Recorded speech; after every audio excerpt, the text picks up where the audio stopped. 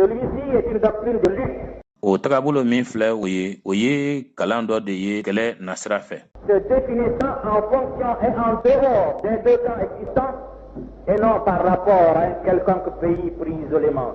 Fɛn de don min ni a kɔrɔ bɛ ye ka kɛɲɛ ni kulu fila minnu bɛ yen olu kɔnɔna kow ye nka a kɔrɔ dulonnen tɛ jamana dɔ la jamana min ni o kelen talen bɛ a damana. Ceci étant, nous estimons que les États-Unis d'Amérique ne sauraient constituer seul le camp occidental, à moins alors de reconnaître. O fɔlen kɔ sa ko l'Amérique jamana kelen tɛ se ka kɛ farajɛla tilebiyan fanfɛ bolo o kulu kelen pe yen fɔ ni a kɛra ko u yɛrɛ ka sɔn a ma.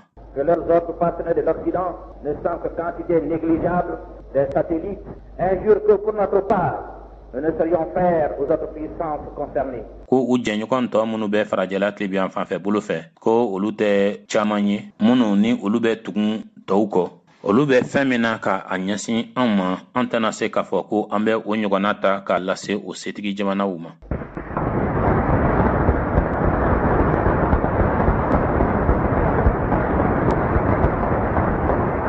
Par ailleurs, o bɛɛ kɔfɛ nous continuons à croire que les 6 pays du marché commun sont encore membres du camp occidental. An b'a dɔn fana k'a fɔ ko jamanaw bɛ yen foroba dɔgɔfiyɛ bɛ minnu bolo hali bi olu fana ye tɔndenw ye kulu cɛma kulu min ni u bɛ farajɛla tilebiyan fanfɛ bolo kofɔ. Cependant, c'est bien et bel avec eux, à l'exclusion de tout pays de l'Est. Nga o n'a ta o ta o ka kan ni olu ye fo ni a bɔra dɔrɔn jamanaw la minnu bɛ farajɛla kɔrɔyan fanfɛla kofɔ. Que le Mali se trouve au sein de la communauté économique européenne. Ko Mali bɛ kulu kɔnɔna na kulu min ni o bɛ sɔrɔ kofɔ farajɛla gun kan. Ceci n'est-il pas la preuve que nous n'avons rejeté et ne rejetons pas la coopération avec les autres pays? Yala o tɛ dalu ye wa ko an ma ban jamana si la ko wa an tɛna ban dafa ɲɔgɔnya si ma ni jamana tɔw ye.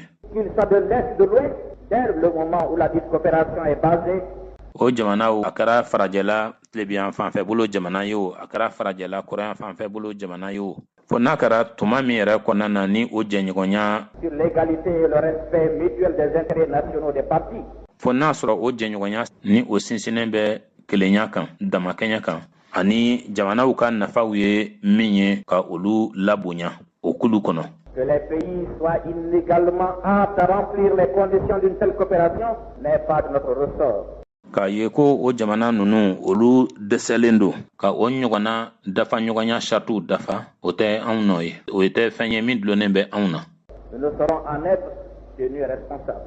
A tɛ se k'a fɔ ko o ye anw nɔ ye o tɛ surunya fɛnɛ ka kɛ anw nɔ ye. À cet égard, la République d'Afrique du Sud et le Portugal ne sauraient coopérer avec nous. Ka da o de kan sa Afrique du Sud jamana ani Portugal jamana olu tɛ se ka dafa ɲɔgɔnya kɛ ni anw ye. Les gouvernements de ces deux pays sont condamnés par l'Organisation des Nations Unies. Ni jamana fila fanga olu ɲangina ko la tɔnna o la diɲɛsira ni mɔgɔw ka tɔnba fɛ. Et mis au banc de l'humanité, ce qui du reste ne les empêche pas de bénéficier du soutien actif et constant de certaines puissances. U kɛra fɛntɔw ye adamadenya tɛgɛ kɔnɔ nka o n'a ta o ta u ma u bali u ka dɛmɛni sɔrɔ ɲɛ bɛɛ ma dɛmɛni min ni a bɛ ka lase u ma setigi jamana dɔw fɛ. Il est vrai que qui se ressemble s'assemble. A jɛlen don k'a fɔ ko kɔnɔ minnu jolo ye kelen ye olu bɛ pan ɲɔgɔn fɛ. Et à chacun ses alliés. Ani bɛɛ lajɛlen ni i jɛɲɔgɔn don. Nous admettons que pour beaucoup de nations se proclamant non alignées, an bɛ diɲɛ ni a ye k'a fɔ jamana caman bɛ yen minnu bɛ k'u yɛrɛ wele k'olu nunjuru minɛlen tɛ setigi jamanaw fɛ. il est très difficile, dans les conditions actuelles, A ka gɛlɛn kosɛbɛ sisan lahalaya ninnu kɔnɔna na. où l'impérialisme est plus que jamais asservissant et liberticide. Ko wurunɛya a bɛ mɔgɔ de to bolokɔnɔmɔgɔya la ni ka tila fɛnɛ k'i ka hɔrɔnya faga i ka kanabila faga. De pratiquer une politique conséquente de non-alignement. A ka gɛlɛn o la ka bɛrɛbɛrɛli sira ta bɛrɛbɛrɛli sira bɛnnen min ni o bɛ i banni ko fɔ ko i nunjuru tɛ minɛ setigi jamana fɛ. C'est-à-dire d'être dégagé de toute emprise étrangère de quelque sorte que ce soit. O kɔrɔ ye ko i bɔlen bɛ tɔw la ko i faralen don ka bɔ papali siraw ani dɛrɛli sira ka bɔ setigi jamana kɔnɔden sugu sugu la i faralen don ka bɔ la. De pouvoir dire en toute liberté et en toute indépendance aux grandes puissances leurs faits. Ka setigi jamanaw olu ka kɛwale fɔ u ɲɛna kanabila da kelen kɔnɔna na ni yɛrɛma hɔrɔnya da kelen kɔnɔna na. lorsqu'elle viole les normes et principes du droit international, n'a kɛra k'a fɔ ko o setigi jamana nunu ko olu ye diɲɛ seleke naani sariya tagabolo ani a kɛcogow sɔsɔ de la Charte de l'Organisation des Nations Unies et les principes de la morale internationale. diɲɛ jamana minnu faralen bɛ ɲɔgɔn kan olu ka sariya gafeba n'o sɔsɔra ani diɲɛ seleke naani o ka danbe sariyaw n'olu sɔsɔra. Le Mali a acquis une solide expérience dans ce domaine. A jɛlen don ko Mali ale ye dɔnniya sinsinnen sɔrɔ o bolofaraw kɔnɔna na. Il entend continuer avec fermeté. Mali b'a fɛ fɛnɛ ka taa ɲɛfɛ ni o tagabolo ye jijalenya kɔnɔ. Nous pouvons ne pas être toujours compris. A bɛ se ka kɛ ko tuma bɛɛ lajɛlen na an ma faamuya mɔgɔw fɛ. Avoir le suffrage universel est-il chose possible dans la situation mondiale présente? Ka jo sariya sɔrɔ min bɛ kalata kofɔ bɛɛ lajɛlen ye. Yala o lahalaya o bɛ se ka kɛ sisan diɲɛ bɛ tagabolo min na wa? En tout cas, nous demeurons inflexibles dans notre non-alignement. Nka kɔni mana kɛ cogo o cogo la an bɛ to bolo kan bolo min ni kurucogo foyi tɛ a la an ka tagabolo kan tagabolo min ni o bɛ an nujuru minɛbaliya kofɔ setigi jamana dɔ fɛ. Dans la condamnation, la dénonciation des menées colonialistes et impérialistes. Kɔnni kɔnɔna na ani kofɔli ka a ɲɛsin jɔnya tigilamɔgɔw olu ka fɛɛrɛw bɛɛ ma ani wurunɛya tigilamɔgɔw fana ka fɛɛrɛw bɛɛ. Dans l'action du Front uni des peuples pour la liquidation de l'impérialisme. Jamana kɔnɔdenw faralen ɲɔgɔn kan ka kulu sigi walasa ka wurunɛya daji. Et de son système colonial ancien et nouveau. Ani a ka jɔnya fɛlɛ kɔrɔlen fara kura kan. Ceux qui nous accusent du délit de fidélité inconditionnelle au principe du non-alignement. Minnu bɛ anw jalaki k'a fɔ ko an ye kantigiya sariya sɔsɔ ni o dulonlen tɛ fosi la an ka tagabolo ta fan fɛ ni o de ye ko jamana wɛrɛ t'an nujuru minɛ. Nous reprochent de ne pas respecter la coexistence pacifique. Olu bɛ an jalaki ko an ma sɔn ko ka sigi ɲɔgɔn kɛrɛfɛ hɛrɛ kɔnɔna na ko an ma o labonya k'an m'o labato. Comprise en fonction de leur visée expansionniste.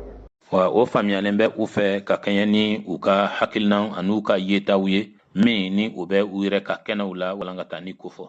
Nous réaffirmons une fois de plus que pour le Mali, an bɛ segin a kan ka perepere latigɛ ko kura ko Mali ta fan fɛ. La seule coexistence pacifique juste, valable, qu'il reconnaît. Jamanaw ɲɛnamayali ɲɔgɔn kɛrɛfɛ hɛrɛ la o lakika o min ni o bɛ bɛn sariya la n'u b'o dɔn n'u sɔnni b'o ma. Et à laquelle il adhère. Ani u diɲɛnen bɛ o min tagabolo ye ka don o kɔnɔ. Est celle définie par les 10 principes de Bandung, enrichis depuis par la conférence des non-alignés et l'Organisation de l'Unité africaine. O kofɔlen don sariya ani tagabolo 10 na Bandung lajɛ senfɛ. Sɔn kɛra o ma kabini wagati jan jamanaw olu fɛ jamana minnu ko k'olu nujuru tɛmɛnɛ setigi jamana wɛrɛw fɛ ani farafinna ka kelenya tɔn.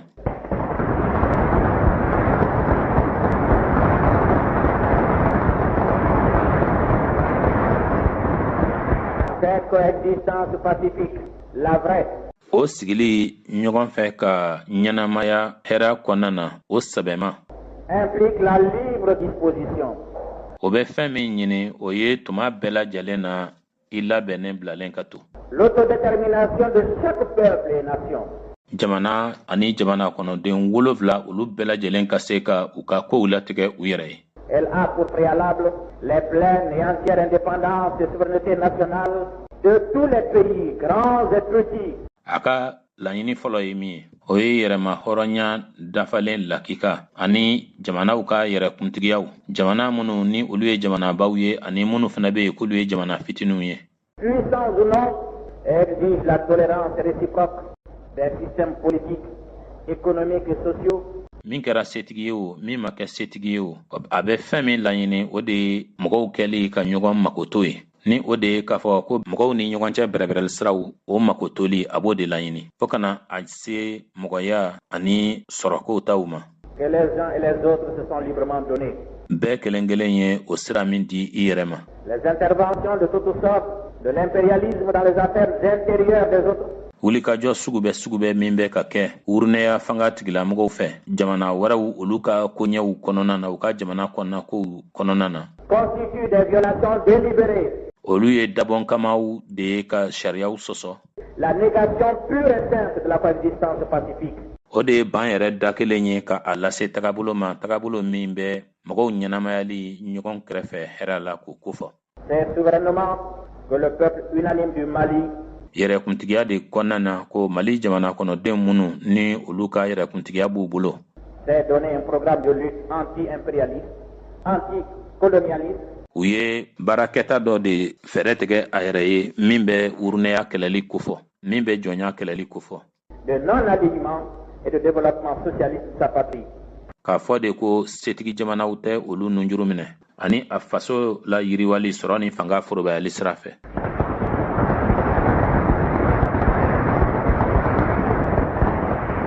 Cette décision regarde le peuple malien et lui seul.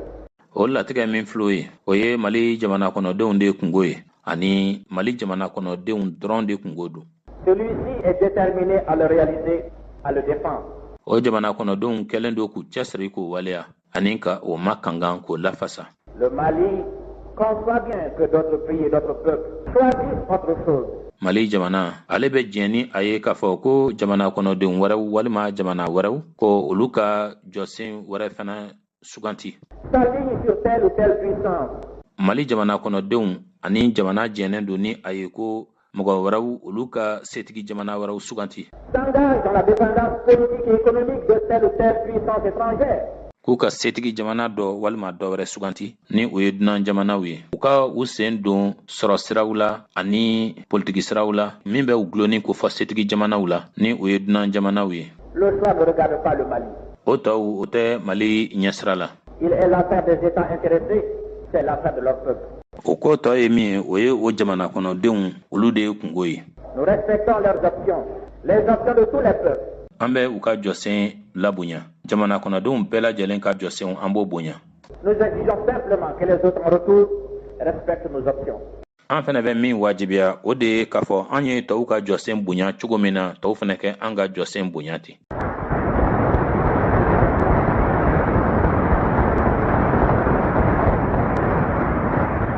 Ils auront ainsi agi selon les principes intangibles de la coexistence pacifique. O cogo la sa sariya minnu bɛ yen ni o bɛ sigi ɲɔgɔn kɛrɛfɛ hɛrɛ la ka o kofɔ an na o tagabolow labato o cogo de la. De ce qui précède, il ressort que la situation internationale, Ka kɛɲɛ ni fɛn fɛn fɔlen filɛ nin ye lahalaya min bɛ diɲɛ seleke naani kɔnɔna na que le rapport des forces sur l'arène internationale ko setigi jamanaw olu ka seko damayira gosili ɲɔgɔn na diɲɛ kɔnɔ.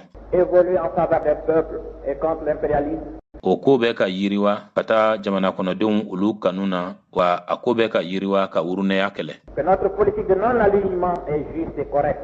O b'a yira fɛnɛ ko an ye bɛrɛbɛrɛli sira min ta ko setigi jamana tɛ an nunjuru minɛ ko o sira o ye sira tilennen ye sira bɛnnen fana don. Aussi, devenons plus que jamais persister à la développer. Wa an ka kan fana fo bada ka an jija ɲɛ bɛɛ lajɛlen ma k'o sira la yiriwa. Elle aspire à notre patrie sans cesse plus d'amis, Siga tɛ a la a bɛ teriw caman de sama k'a lase an faso ma. plus de prestige et de grandeur, A bɛ makama dawula ani bonya caman de lase an ka jamana ma. plus de liberté d'action. Kanabila ka kɛwalew kɛ a b'o de lase an ma. Mesdames et messieurs les députés, Wasaden cɛman ani a musoman. l'examen que je viens de faire de la situation mondiale N bɔra ka jateminɛ min kɛ sisan diɲɛ lahalaya kun kan. débouche tout naturellement sur la situation africaine, O bɛ bɔ fɛn min kan danni yɛrɛ cogo fɛ o ye farafinna ka lahalaya ye. celle-ci étant interdépendante de celle-là. Ka da kan dɔ in gulonnen don tɔ kelen dɔ in na gulonnen don ɲɔgɔn na. En effet, O de la dans l'accomplissement de sa tâche majeure de liquidation inconditionnelle du colonialisme ancien et nouveau, an ka baara belebeleba min bɛ yen ni o de ye jɔnya kura ani jɔnya kɔrɔ o dajili la ka taa sɔrɔ a ma dulon sartu foyi la. de libération et de construction nationale, Ni o de ye ka jamana kanabila ani ka jamana dilan. l'Afrique continue à être confrontée avec l'impérialisme Farafinna bɛ taa ɲɛfɛ ka gɛlɛya sɔrɔ ni urunɛya ye. qui emploie toutes ses ressources pour stopper le développement de l'action populaire pour une indépendance réelle. O min bɛ ka seko damayira bɛɛ kɛ walisa jamana kɔnɔdenw ka baara ye min ye k'o lajɔ o baara min ni o bɛ ka kɛ yɛrɛma hɔrɔnya lakika kosɔn. Par la brutalité croissante de son oppression et de son exploitation, Urunɛya tigilamɔgɔw u ka tuma bɛɛ lajɛlen kɛwale jugu min ni dɔ bɛ ka fara u kan a ka mɔgɔ bisili ni a ka mɔgɔ tɔnɔbɔli fɛ. il excède les peuples de la partie de l'Afrique encore sous domination coloniale. wa hali bi u bɛ ala ka dankari kɛ farafina yɔrɔ dɔw la o yɔrɔ minnu ni olu bɛ jɔnya fanga kɔrɔ. Les accule à prendre les armes pour se libérer de cette domination. o urunɛya o bɛ ka jamana kɔnɔdenw se u dan na u ka maramafɛnw ta ka marifaw ta walasa ka u yɛrɛ hɔrɔnya ka bɔ o jɔnya fanga kɔrɔ. Ainsi, les peuples des colonies portugaises sont en train d'opposer la guerre juste de résistance à la guerre de génocide. o la jamana kɔnɔden minnu bɛ ni o bɛ Portugal fanga jɔnya kɔrɔ olu bɛ a la ka kulogɛlɛyali kɛlɛ kɛ ka kɛlɛ kunbɛn kɛlɛ min bɛ jamana kɔnɔdenw si la tununi kofɔ. Que leur impose le gouvernement fasciste de Salazar ayant l'OTAN hélas comme force d'appui. Salazar ka fanga jugu bɛ ka min wajibiya u ma olu minnu kɛlen bɛ ka u jigi ani u sinsin yɔrɔ kɛ OTAN ye. De même, les peuples martyrs de la Rhodésie du Sud et de la République d'Afrique du Sud. o cogo kelen fana na jamana kɔnɔden minnu bɛ yen ni olu masibalen don ni olu bɛ Rhodésie du Sud jamana kan ani minnu bɛ Afrique du Sud jamana kan. Ne semble pouvoir échapper à l'extermination systématique entreprise par le gouvernement de la minorité blanche. olu bɛ ka u yɛrɛ ɲini fagali lakika la fagali min ni o dabɔkun ye k'u bɛɛ si latunu ni o fagaliw laɲininen don fanga fɛ fanga min ni o bɛ farajaw kofɔ ni olu de ye kulu fitininw ye.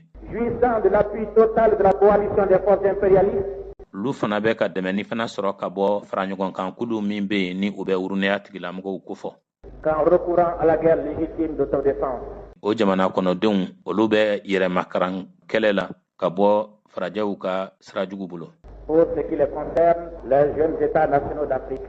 min dun ye jamana kuraninw ta ye farafina o woroduguyan fan fɛ bolo fɛ. Ne sont pas épargnés par l'impérialisme qui entend les tenir sa coupe.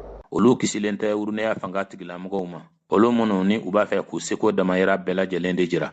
À cette fin, les forces impérialistes utilisent tous les moyens d'intervention. ka ɲɛsin o de ma urunɛya fanga tigilamɔgɔw u seko ye fɛn fɛn ye u bɛ o de kɛ walasa k'u ka wulikajɔ sigi sen kan. Intérieur, extérieur, pacifiques et violents, selon leur tactique du double jeu. u bɛ fɛɛrɛ sugu bɛɛ lajɛlen de ta u ka wulikajɔw olu senfɛ kɔkan fɛɛrɛw wo kɔnɔna fɛɛrɛw wo min bɛ hɛrɛ kofɔ walima min bɛ dantɛmɛ kofɔ ka kɛɲɛ ni u ka fɛɛrɛw ye fɛɛrɛ minnu ni o de ye k'a fɔ ko u da bɛ mugu bɔ a bɛ ɲɛɲɛ bɔ.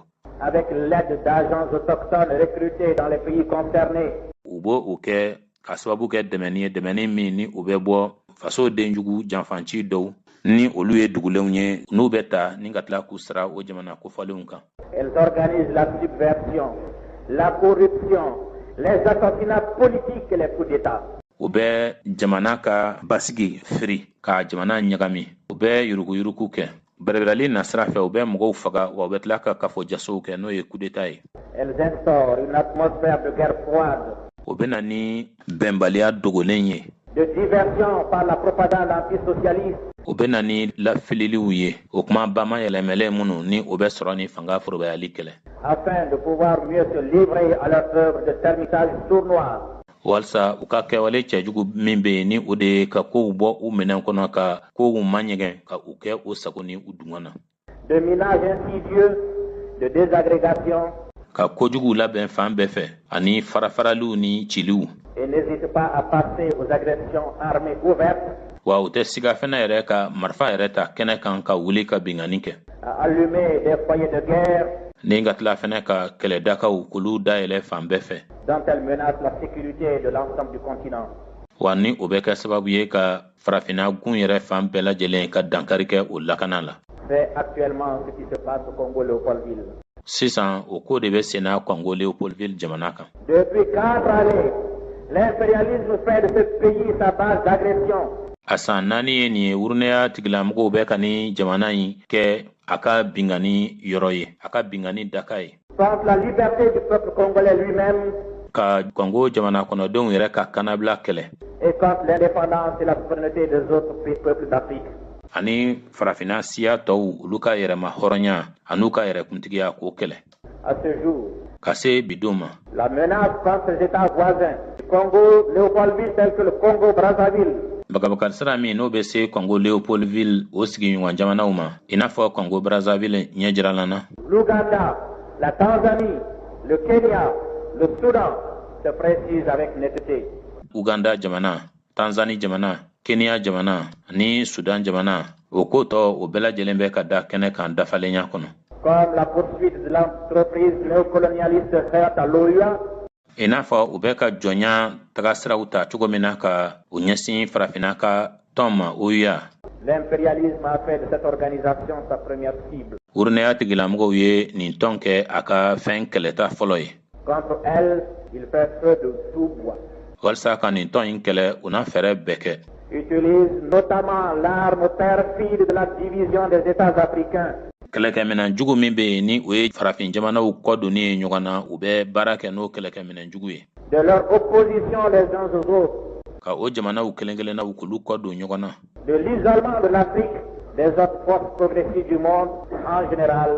Ka farafinna bila a kelen na ka fara ka bɔ diɲɛ fanga tɔw la fanga minnu bɛ ɲɛfɛtali kofɔ bakurubaya la.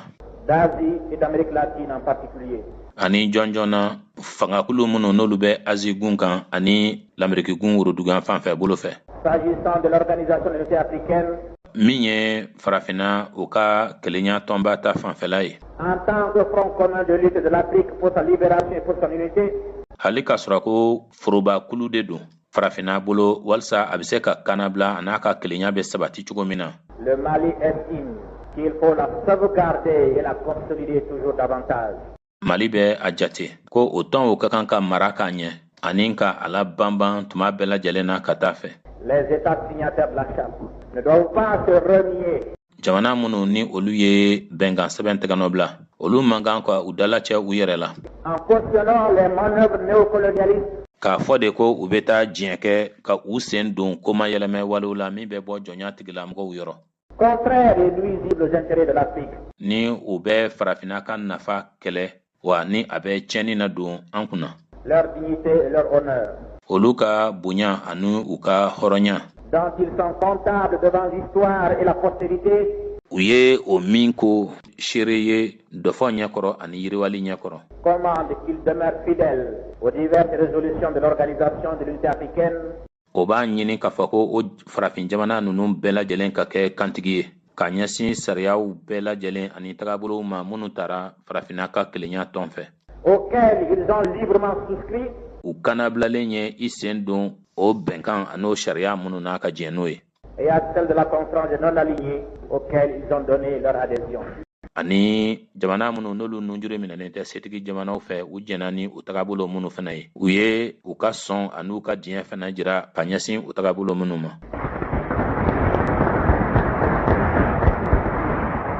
Puisque l'Organisation de l'Unité africaine sauvegarde les intérêts de l'Afrique. I n'a fɔ farafinna ka kelenya tɔnba ale de bɛ farafinna ka nafaw makara. Et ne fait obstacle qu'à l'action néocolonialiste de l'impérialisme. A bɛ kɛwale min kɛlɛ dɔrɔn o ye wurunɛya ani jɔnyakura tagabolow de ye. Il est clair que lui porter préjudice, c'est nuire à l'Afrique, servir l'impérialisme. A jɛlen don ko ka dankari kɛ farafinna ka kelenya tɔn na o de ye ka farafinna ntɔɲɔ ka baara kɛ wurunɛya tigilamɔgɔw ye. Aussi pour notre dignité, devons-nous tous éviter de porter atteinte à l'Organisation de l'Unité africaine. O la fana an ka hɔrɔnya kosɔn ani an ka hɔrɔnya kama an bɛɛ lajɛlen ka kan ka an yɛrɛ tanga dankarili ma farafinna ka tɔn na. De donner un seul instant le sentiment humiliant que nous nous plions aux injonctions étrangères. Ko an man kan ka sɔn wagati kelen si la lebuko yɔrɔnin kelen ka ye an na ko an sɔnna dunanw olu ka fɔtaw ma. Et de nous faire considérer comme dépourvus totalement de doctrine et de personnalité. Ko an ka jate ani ka an ye k'an kɛ mɔgɔw ye ko hadamadenya tɛ an na wa tagabolo tɛ an na. Pour sa part, le Mali reste et restera fidèle à ses engagements. Mali kɔni ta fan fɛ ale ye kantigi ye wa a na to kantigi ye a ka layidu talen fana ta fan fɛ. De lutter pour libérer l'Afrique et pour défendre son unité. Ko a n'a kɛlɛ kɛ walasa ka farafinna hɔrɔnya ani ka farafinna ka kelenya ma kangan k'a lafasa. Il a conscience que l'union des peuples africains et leur libération. Mali bɛ a kalama Mali sɔnnen do farafinna siyaw olu farali la ɲɔgɔn kan an'u ka kanabila. Progresse et finiront par triompher. O bɛ ka taa ɲɛ wa u bɛna laban fana de ka se sɔrɔ. Ce sont les lois du développement de l'humanité qui exigent cette progression jusqu'à la victoire. Yiriwali sariyaw de ye ninnu ye. Adamadenya yiriwali sariyaw olu de bɛ nin ɲɛfɛtali wajibiya fɔ ka taa se sɔrɔli ma. Il n'est au pouvoir ni de l'impérialisme, ni des apatrides africains alliés à l'impérialisme, d'empêcher la marche victorieuse de l'Afrique. A tɛ wurunɛya fanga tigilamɔgɔw bolo la ani fasontan minnu ni olu talen bɛ ka taa fara wurunɛya tigilamɔgɔw kan olu si tɛ se abada ka farafinna ka taama bali taama min ni o ye sesɔrɔli tagama ye.